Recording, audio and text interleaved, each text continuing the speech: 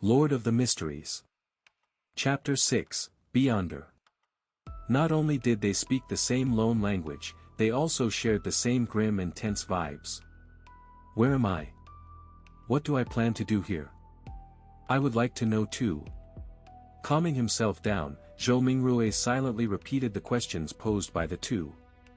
What left the deepest impression on him were neither the sentences formed by words nor the meanings behind them, but the display of bewilderment, vigilance, panic, and reverence by the couple.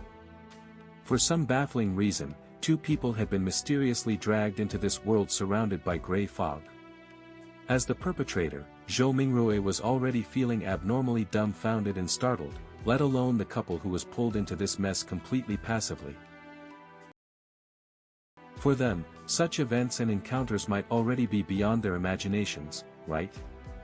Momentarily, Zhou Mingrui thought of two options. The first option was feigning victimhood to hide his true identity, and in turn gain a considerable amount of trust. He could then take a wait-and-see approach and take advantage of his circumstances where necessary. The other option was to maintain his mysterious identity in the eyes of the couple. He could then affect the subsequent development while gleaning valuable information from them. Without the luxury of time to deliberate over the situation, he grasped hold of the thought that flashed across his mind. He made an immediate decision to try out the second idea. Exploit the psychological state of the others to gain the greatest advantage for himself. After a few seconds of silence in the fog, Zhou Mingrui chuckled. With a low but not heavy tone, he calmly spoke as though he was replying to the polite greetings from the visitors. An attempt. An attempt, an attempt. Audrey Hall looked at the mysterious guy veiled in the grayish-white fog, and the only thought was that whatever was happening was absurd, funny, horrifying, and weird. She was at the dressing table inside her bedroom only moments ago. But just by turning around, she had come into this place that was filled with gray fog. How inconceivable. Audrey took a breath, revealing an impeccable, courteous smile. She asked in a somewhat perturbed way, "Sir, is the attempt over? Might you permit our return?"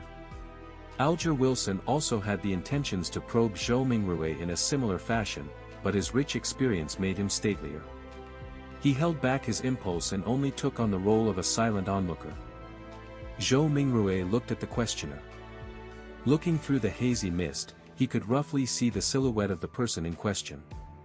It was a tall girl with smooth blonde hair, but her exact countenance could not be seen clearly. He did not rush to reply the girl's question but turned around to look at the man. He had messy dark blue hair, as well as a medium stature that was not considered stout. Zhou Mingrui suddenly realized something. Once he became stronger or had a deeper understanding of the foggy world, perhaps it was possible for him to see through the fog and discern the girl and the man. In this situation, they are the visitors, and I'm the master. After changing his mindset, Zhou Mingrui instantly noticed details that he had neglected earlier on. The girl with a melodious voice and the mature, withdrawn man both looked considerably incorporeal. Tainted by a faint crimson red, they resembled a projected image of the two crimson-red stars beyond the gray fog. This projection was based on the connection between the crimson red and himself, an intangible connection that only he himself could realistically grasp hold of. The projection would disappear once the connection was cut, and the couple would then return. Zhou Mingrui nodded mildly and looked at the blonde, chuckling. "Of course, if you make a formal request, you can return this very moment." When she did not identify any ill intention from his tone, Audrey heaved a sigh of relief. She believed that since a gentleman who was capable of such miraculous things had given his word, he would definitely abide by it stringently. With her mind somewhat mollified, she surprisingly was in no hurry to request her leave. She rolled her virid eyes left and right, which sparkled with an abnormal radiance. She said in an anxious, anticipative and tempted manner, "This is such a wonderful experience. Yes, I have always been hoping that something like this would happen. I mean, I like mysteries and supernatural miracles. No, my point is, what I mean is that, sir, what can I do to become a beyonder?" She got more excited as she spoke, so much so she was fumbling over her words. The dream that sprouted in her as a result of listening to thrilling fantasies as told by her elders finally saw the possibility of being materialized. However, with just a few words, she had already forgotten all her previous fears and horrors. Good question. I would also like to know the answer. Zhou Mingrui complained inwardly. He started to ponder on an answer to the question to maintain his unfathomable image. At the same time, he felt that it was quite unbecoming of him to talk while standing. Shouldn't he be in a palace, sitting at the head of a long table, and on a mysterious high-backed chair engraved with ancient patterns, while silently observing his visitors? As soon as this thought surfaced, the grey fog started to churn, giving both Audrey and Alger a shock. In an instant, they saw a number of towering stone pillars around them. Above them was a vast dome that encapsulated them. This entire edifice looked magnificent, grand and lofty, just like a legendary palace for giants.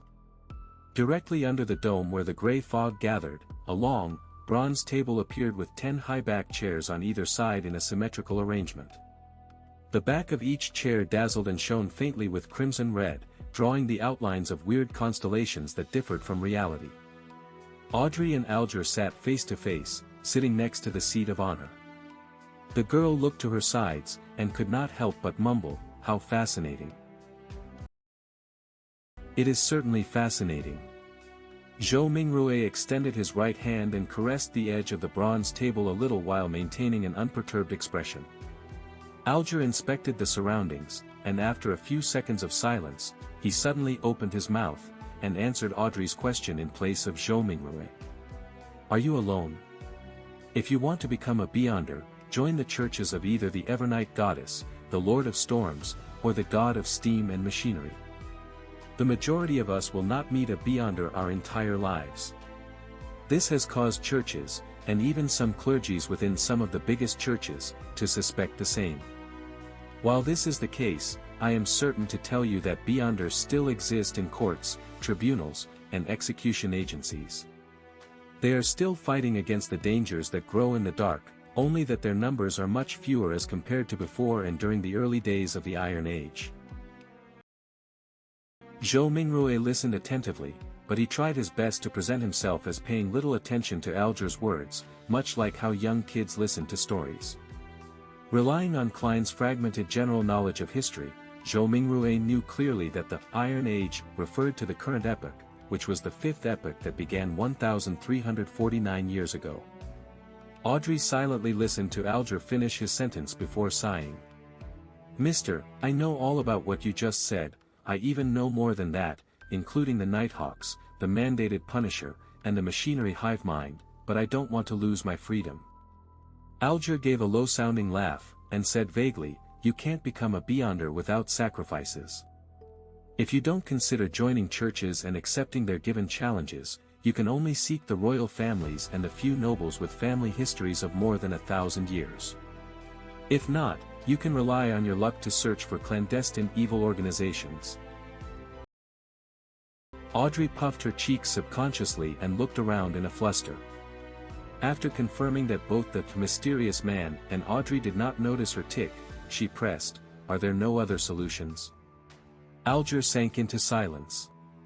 About half a minute later, he turned around to look at the mysterious man, who was watching the two of them in silence.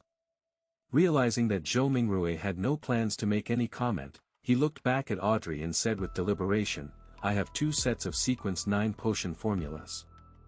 "Sequence 9. Zhou Mingrui muttered to himself. "Really? Which 2 sets?" Audrey clearly knew what the Sequence 9 potion formulas meant. Alger leaned back slightly, and replied unhurriedly, "As you know, humanity can only depend on potions to become real Beyonders, while the names of potions come from the blasphemy slate. After constant translations into Jotun 1, Elvish, Ancient and Modern Hermes, and Ancient Faesak, they have undergone changes to match the day and age of that era. The essence is not in their names, but whether they portray the core characteristics of the potions. I have a Sequence 9 potion named Sailor. It enables you to have excellent balancing capabilities. Even if you were on a boat in a rainstorm, you will be able to walk about freely as though you were on land. You will also gain immense strength and illusory scales under your skin. They will enable you to swim like a fish and be difficult to catch. You will move agilely underwater just like marine animals. Even without any equipment, you will be able to easily submerge underwater for at least 10 minutes. Sounds great, the Keepers of the Seas from the Lord of Storms. It was called by that name in the past. Alger did not pause and continued. The second set of sequence 9 potions is called Spectator, although I am not sure what it was called in the past. This set of potions enables you to have an exceptionally sharp mind with acute observational abilities. I believe you can understand by what spectator means from watching operas and plays. Just like an audience, spectators judge the actors in the secular world, catching a glimpse of the real thoughts of them through their emotions, conduct, and mantras. At this point, Alger emphasized, you must remember, regardless of whether you are at an extravagant banquet or a crowded street, spectators can only be spectators forever. Audrey's eyes shone as she listened, and spoke after a long while, why? Alright, this is a follow-up question. I think I have fallen in love with this feeling, of being a spectator. How can I get this potion's formula? What can I use to trade with you for it? Alger looked like he was already prepared as he said in a deep voice, the blood of ghost sharks, at least 100 milliliters of it. Audrey nodded her head excitedly, but subsequently asked worriedly, if I can get it, and I'm saying if, how do I hand it to you? How can you promise me that you can give the potion's formula to me in return for the ghost shark's blood, as well as the authenticity of the formula? Alger said calmly, I'll give you an address. I'll mail the formula to you, or tell you directly here, once I receive the blood of the ghost shark. As for promises, I think that both you and I can feel rest assured under the witness of the mysterious Sir. As he said this, he swept his eyes towards Zhou Mingrui, who was sitting up straight at the seat of honor. Sir, the fact that you brought us here shows that you have tremendous strength unimaginable to us. Neither one of us would dare violate a promise with you as witness. That's right. Audrey's eyes sparkled and agreed with excitement. From her perspective, the mysterious gentleman who had unimaginable abilities was definitely an authoritative witness. How could I or the guy opposite me dare trick him? Audrey half turned her body and looked at Zhou Mingrui earnestly. Sir, please be the witness of our trade. At that moment, she then realized that she was all too impolite, having forgotten all along to ask a particular question. She asked hurriedly, Sir, how should we address you? Alger nodded slightly, and echoed the same question in a serious manner, Sir, how should we address you?